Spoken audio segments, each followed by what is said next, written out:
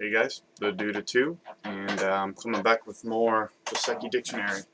I've been looking through this, and I believe this is number 9. Now this is number 8, but number 11 is the last low approach start point.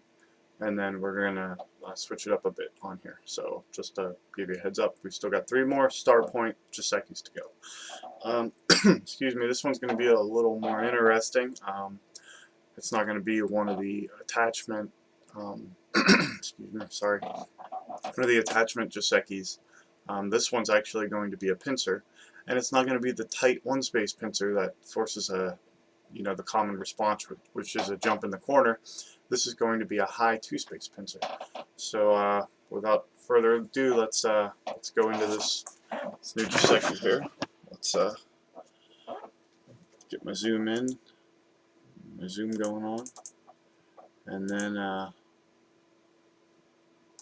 let's see, not the best. Yeah, that's pretty good. Let's see.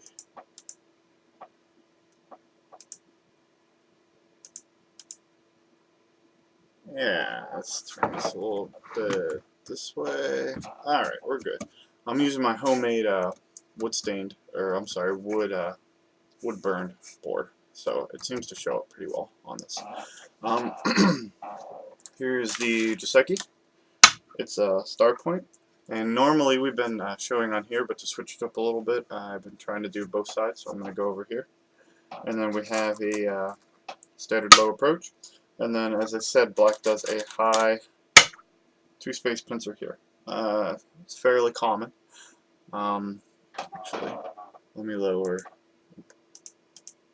so you can see this a little better.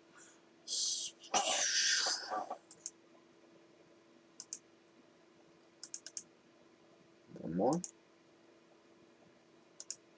Very good. Yeah, sorry guys.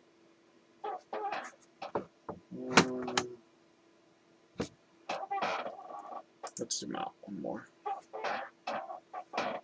And bring it over. Okay. Hopefully this will work good. What the Joseki continues with is a simple jump out here. Black's going to do a knight's jump out this way, securing a little bit of territory in the corner, hopefully. White's going to jump here. Black's going to seal his corner with the appropriate move.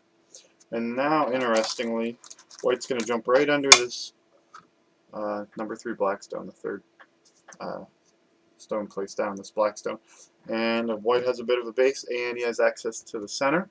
Black has a bit of territory potential over here, and black has a bit of a floating stone. So White kind of messed with the stone a little bit. So very interesting. Let's do it one more time, and let's see what happens when black tries to be greedy. Let's move these over here. So here we go again.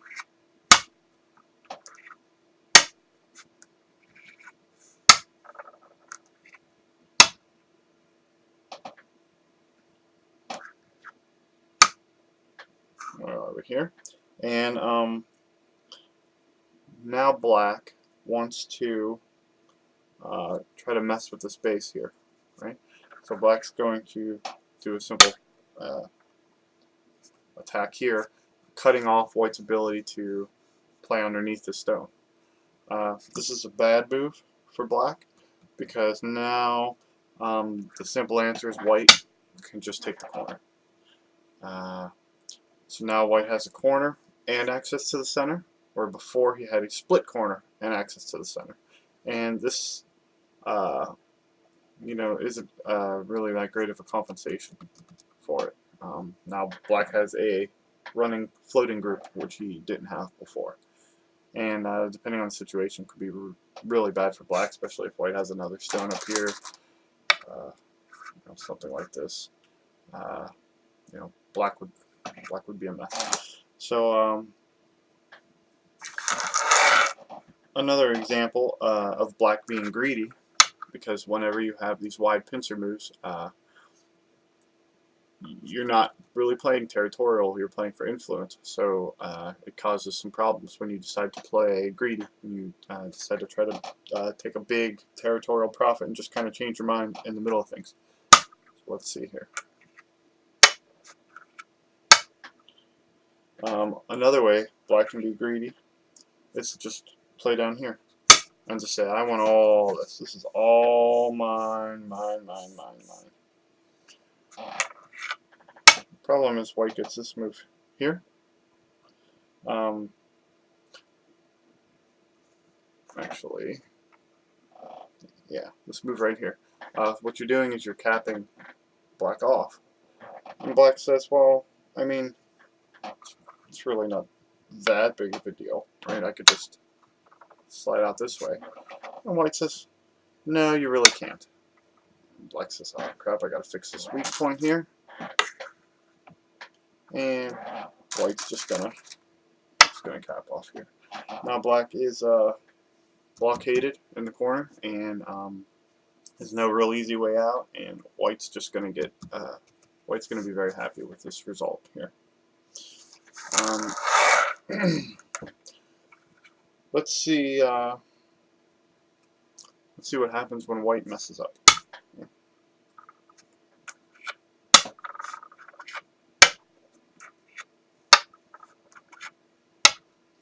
Normally, white will want to play in the corner here. This is Joseki. What happens if white decides to play under here first? Right? Maybe hoping black will run a little or something. Well, the problem is black will just play here and then seal in the whole corner, and white still doesn't have a super secure group. You know, his base is, you know, not very good. Black has an awesome corner and a way out. And even though this black stone's still by itself, these white stones aren't very strong either. And black's got a lot of buddies right across the way. So it's definitely an unacceptable result for white. And really, this is kind of a short one. I guess the author of the book considers these answers just kind of common sense, but we'll go over one more mess up with white. White's going to do an overplay here, and we'll see why deviating from the Joseki is a bad move.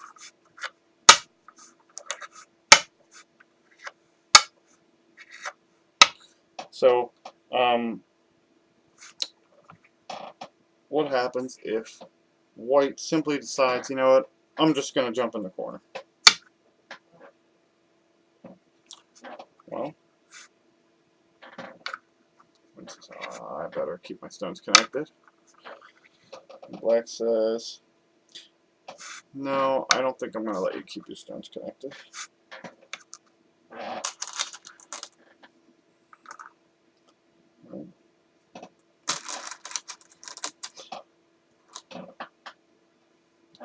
So you could already see that this is probably not the greatest result here. Now white's saying, okay, well, I'm going to live in the corner. Black says, go right ahead. Sorry, having a hard time getting my stones here.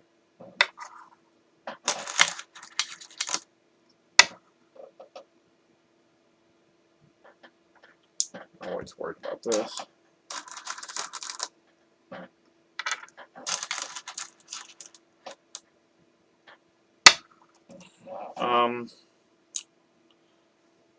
Well, these white stones are in enemy territory. Kind of lonely over here, and this corner's not really that big. And black can just attack the heck out of these stones. And as they run, black's going to get stronger here. If they run this way, black's going to get stronger over here. If they try to do some kind of crazy base stuff, black's just going to surround them. It's definitely unsatisfactory for white. So, it's a pretty short example of, you know, what would happen if, you know, the Joseki are deviated with. Now, because this is a little shorter, we'll do a couple quiz questions for you, for those of you playing along. There are 6 quiz questions, so let's see if you guys come up with the answer here. Black approaches here. White approaches here. What's black's next move? This is a correct answer. Okay? Just based off the Joseki we just learned. Now that black played this, what is white's next correct move? This way. Alright? Looking at it now, I guess these quizzes are slightly redundant, but we'll consider this a regular review. Black will play here, white will play here, and then black will play underneath. Evidently, this either can't get cut or you'll lead to a nice, favorable result if white tries to do something with that. Probably something there. And then if white tries something crazy like that, taken off. No good. No good at all. So black is nicely connected, and this would be very bad for white because this will give black free eye. So if you were wondering about what happened with the large knight, this is your answer there. This is it. High 2-point approach, or high 2-point pincer. And let's skip ahead and look at Joseki 9 for a yeah, this looks interesting. I've never seen this one before, so this is going to be brand new for me. So bear with me here as I work through this. This is the Joseki to come. So it looks like we have a knight's approach here, and then we're gonna back off, and then it looks like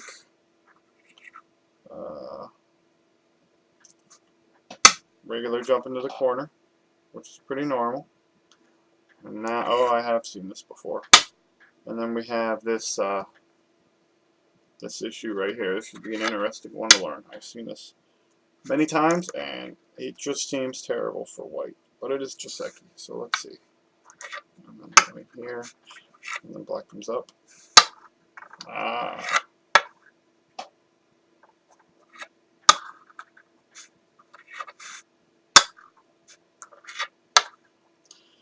And there you have it. This is the new Joseki to come.